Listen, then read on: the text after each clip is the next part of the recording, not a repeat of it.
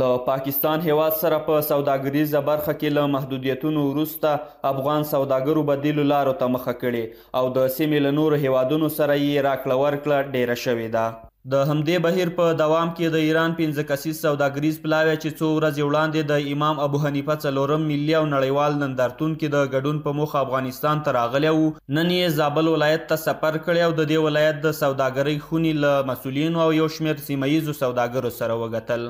د یادې لیدنې پر مهال ایراني پلاوي دغه سفر بریالی وبلو او د زابل سوداګرو ته یې د هر اړخیز همکارۍ ډاډ ورکړ.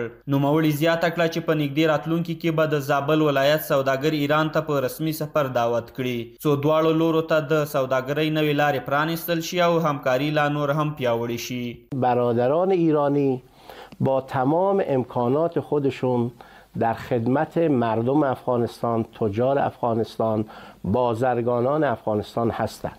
خصوصاً برطرف کردن نیازهای شما در زمینه‌های مختلف تجاری، صنعتی، صادرات، واردات با هم یک تفاهم‌نامه‌های امضا بشه.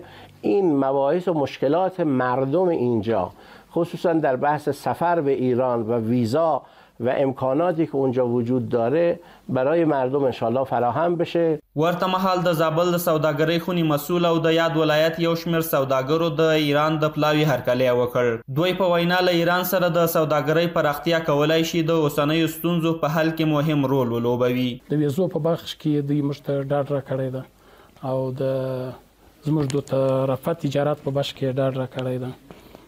همدغه رقم په نږدې راتلونکي کې به د زابل څخه انشاءالله یو ګډ تجارتي پلاوی د دوی په دعوت سره ایران ته ولاړ شي او موږ د دوی رابطه به زابل تر زابله پورې دوی د ایران د زابل څخه موږ باندې د پاکستان لار بنده سوله نو زابلي تجارانو ته دا یو ښه خبر ده چې انشاءالله زموږ ډېر روابط به انشاءالله د ایران سره سي.